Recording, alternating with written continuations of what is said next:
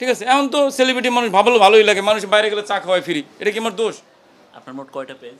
বিকেলবেলা মানে আমার ডিউটি শেষ, আমি বাসায় অনেক সময় যে বাসায়ও যাই না, এখানে আগে আসি। আগে তো এখানেই সব ছিল। এই যে এক দেড় মাস হইলো আমরা সাভারে নিছি। তিনটা বাড়ি ভাড়া ছিল আমাদের, আর একটা বাড়ি আছে সামনে, সব মিলাইয়া তিনটা বাড়ি ভাড়াতে ছিল। তা আমি অবশ্যই দেখাশোনা করতাম, আমার বাবা মার সাথে আমি দেখা করতাম। আমি ওর বাবা মা মানে আমার বাবা মা। এই কাজটা করতেছি 10 বছরে। আমি ধরে নেন যে আমি 100 অঙ্গ ট্রান্সফার করছি, তো এই 100 ট্রান্সফার কোন জায়গায় করছি, কার সাথে করছি? আসসালামু আলাইকুম প্রিয় দর্শক, মিল্টন সাদ্দামকে সবাই চেনেন মানবতার ফেরিওয়ালা, অর্থাৎ যাদের পাশে কেউ নেই তাদের পাশে দাঁড়িয়েছেন মিল্টন সাদ্দাম। এই মিল্টন সাদ্দামে খুলেছেন বৃদ্ধদের জন্য বৃদ্ধাশ্রম, করেছেন প্রতিবন্ধী এবং পথশিশুর জন্য থাকার বাসস্থান। এই যে মানুষগুলোকে, বৃদ্ধ এবং পথশিশুকে তার আশ্রয় কেন্দ্রে আশ্রয় দিয়েছিলেন, তাদের অবস্থা কি করেছেন এবং এই এতদিন পরে তার একটি গোপন তথ্য বের হয়েছেন। প্রিয়দর্শক চলুন আজকে আমরা মিল্টন সাদ্দামের মুখোশ উন্মোচন করব একটি ভিডিওর মাধ্যমে। আমি আসলে কোনো প্ল্যান প্রোগ্রাম করে করি নাই। আমি এটা কোনো আশ্রম করব, আমি এই জায়গাতে আসবো, আমি কোনোদিনও জানি না। আমরা ইনকাম সোর্স ভালো ছিল, স্বামী স্ত্রী চলতাম, আমাদের বাচ্চা হচ্ছিল না। আমাদের টেন্ডেন্সি ছিল অনেকের কাছে শুনছি যে বৃদ্ধ মানুষ ঘরে থাকলে না নাতিপুতি তাড়াতাড়ি আসে।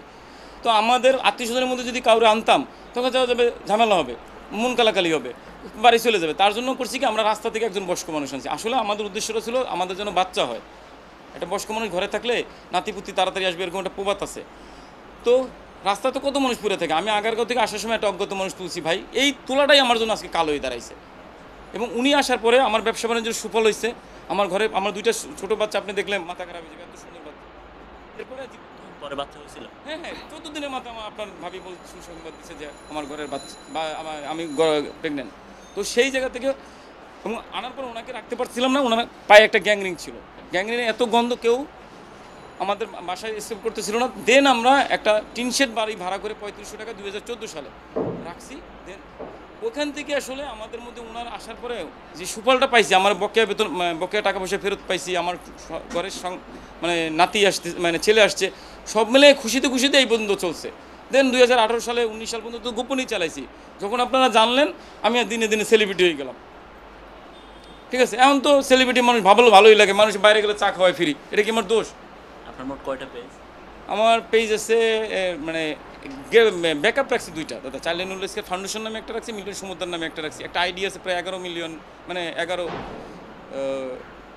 1.1 হলো আইডি, আর দুইটা ভালো পেজ আছে। অর্থ সহায়তা কীরকম আসে আনুমানিক আপনার? দাদা আমাদের 25 লাখ টাকা আসে।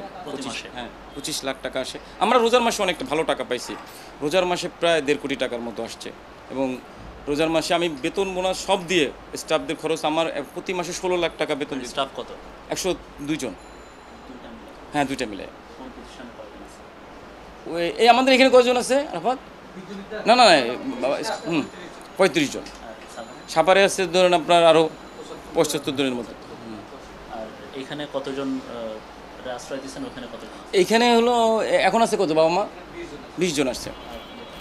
সাপারে আছে আপনার 135, না 145, 245-এর মতো বাচ্চা আছে ওইখানে প্রতিবন্ধী। আমার 45টা বাচ্চা আছে প্রতিবন্ধী বাচ্চা। আমার 6টা পাগলি বোন আছে। আমার বাবা মা আছে 256 জন। 40-45 লাখ টাকা দাদা। হ্যাঁ, মাসে। এটা কখনো চিন্তা করি নাই যে এরকম হবে। আমি মনে করছি যে ভালো কাজ, উৎসাহ দেই, আরও সামনের দিকে আগাই। আমরা হোম সার্ভিস দিতাম, দুজনে স্বামী স্ত্রী মিলে বাসায় 24 আওয়ার্সের জন্য বয়স্কদের দেখা, বড় লোকদের বাবা মাকে আমরা দেখাশোনা করতাম। আপনার প্রতিষ্ঠানের কি? আমি সহযোগী আর কি।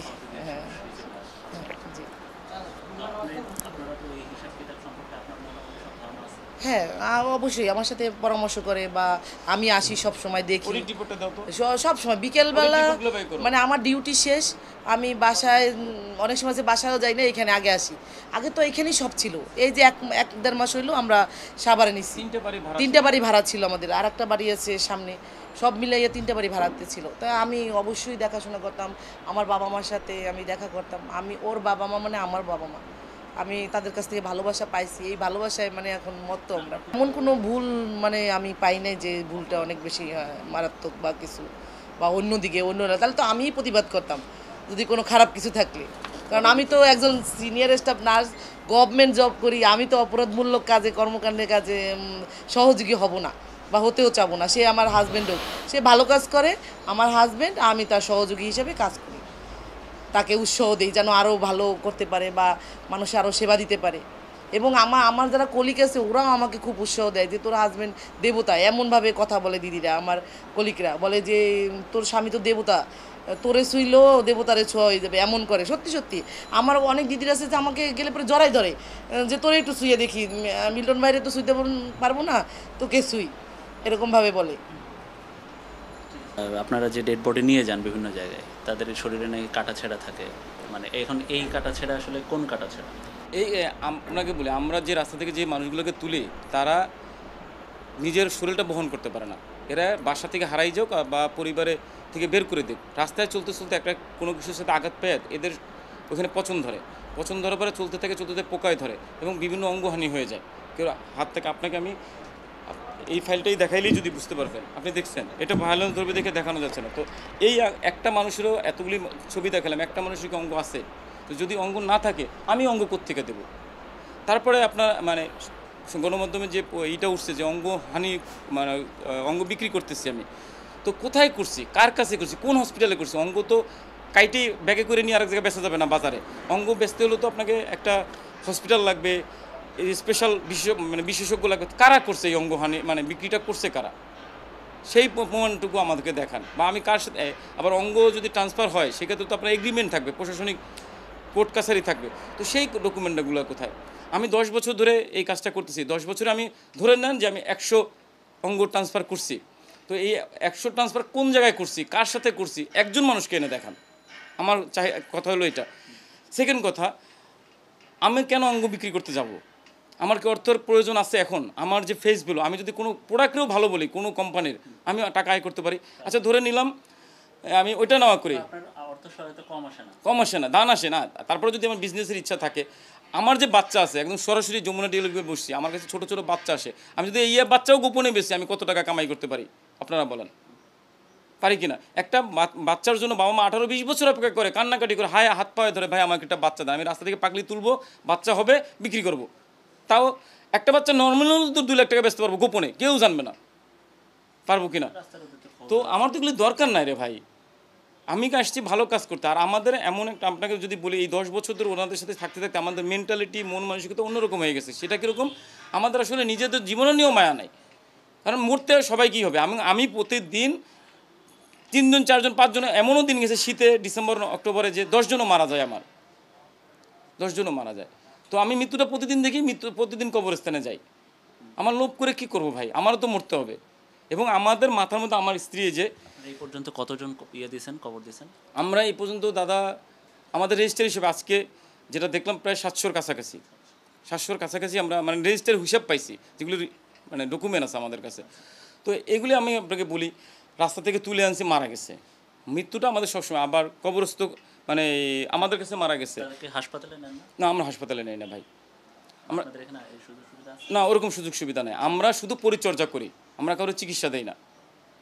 কারণ আমরা স্বামী স্ত্রীর আয় দিয়ে শত শত মানুষের চিকিৎসা করো আইসিইউ। আর আমার যে বাবা মারা আছে সবাই আইসিইউ সাপোর্টের পেশেন্ট আছে।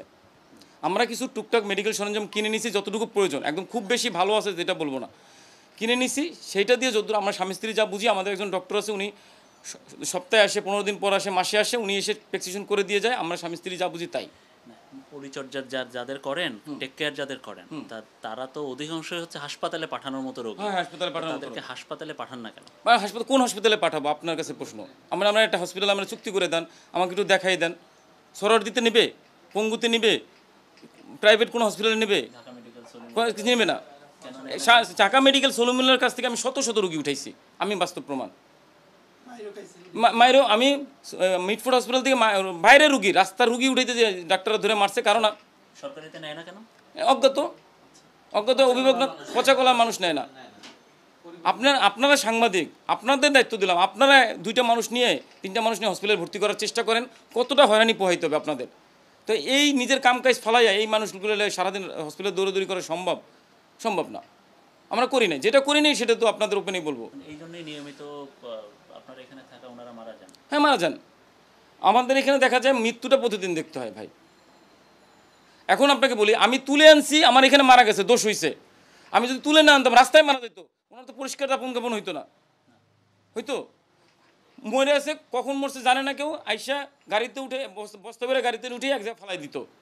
আমি আইনা ওনাকে পরিষ্কার পরিচ্ছন্ন করে পোকা টোকা বের করে আমার হাতে মারা গেলে পরিষ্কার পরিচ্ছন্ন করে যদি আমি দাপন কাপনের ব্যবস্থা করি, সে তো মানুষ, কুকুর তো বিড়াল না যে বস্তা বের আপনি কোনো জায়গায় ফালাই দেবেন, সে তো মানুষ। তাকে আমি যদি সসম্মানে মহিলাদের 5খান কাপড় দিয়া, পুরুষের 3টা কাপড় দিয়া, খ্রিস্টান মরলে বক্স বইরা, হিন্দু মরলে আগুনে পোড়াইলে, এটা কি আমি দোষের কাজ করছি?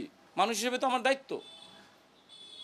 এবং আমি এটা 10 বছর ধরে করছি। এখন আছেন 10 বছর যেহেতু করছি, 10 বছর ধরে যেহেতু করতেছি, আপনারা এখন আমি যখন শুরু করছিলাম তখন আপনারা কেন বাধা দেন না যে ভাই আপনি এরকম মরা ধরা করে মাটি দিয়েন না?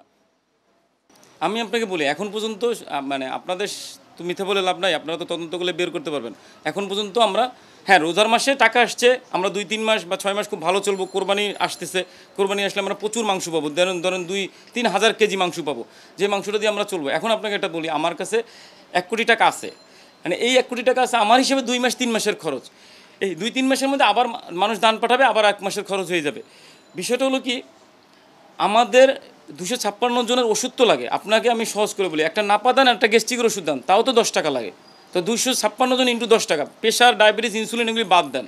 আমার 45টা বাচ্চা আছে, 45টা বাচ্চার রাতে শোয়ার জন্য প্যাম্পার্স তো লাগবে। আমার 16-17টা বাচ্চা দুধ খায়, তাদের দুধের বোতল, মানে সব পাগলিরা তো আর দুধ দেয় না, বাচ্চারা দুধ দেয় না, দুধ কিনতে হয়। একটা দুধের যদি দাম যদি একদম নর্মাল দুধ খাওয়ায়, পচা দুধ, মানে মার্কেটে যে পচা দুধটা পাওয়া যায় সেটাও যদি খাওয়ায়, একটা ডিব্বার দাম 650 টাকা, তো আমার খরচ আছে না? আপনারা 200-250 মানুষকে দেখতে 75 জন লোক লাগে? বেশি লাগে, আরও লাগবে, আমার শর্ট আছে। কীরকম? আমার যারা আছে এরা সবাই পাগলা মানুষ, মাথা নষ্ট, উঠতে পারে না, বসতে পারে না। এদের তো প্রত্যেকজনকে পার্সোনালভাবে গোসল করাই দিতে হয়, পায়খানা পরিষ্কার করতে হয়। তো আমার আরও বেশি লাগবে, আমার তো লোক শর্ট ভাই। আমাদের যদি 2 জনের জন্য 1 জন স্টাফ দেওয়া যায়, সেটা পরিপূর্ণ স্টাফ হয়। আপনার আর এই 75 জন বা 103 জন তো স্টাফ ভাগে ভাগে আছে, সিকিউরিটিতে আছে, রান্নার বাবুর্চি আছে 7 জন। 400 মানুষের প্রতিবেলা রান্না, আগুনের তাপের কাঠের চুলার রান্না আপনি হয়। এবারে এখানে আছে 3 জন বাবুর্চি, 10 জন বাবুর্চি। এরাও তো, আমরা যারা কাজ করি আমরাও তো মানুষ। 10 জন বাবুর্চি আছে, 8 জন আছে, 7 জন আছে আপনার সিকিউরিটি গার্ড, ওয়ার্ড বয় আলাদা, নার্স, ডক্টর। আমরা ম্যানেজমেন্টে থাকবো না, আমার ম্যানেজারই আছে 5 জন, মানে সুপারভাইজার লেভেলে। আপনার বিরুদ্ধে লোকালরা মামলা করছে, মারধরের মামলা করছে, হত্যা চেষ্টা মামলা করছে। এটা হলো মানে রাস্তা নিয়ে, আমার ওইখানে রাস্তা ছিল না, তো আমি রাস্তা শুধু সাভারে হয়েছে।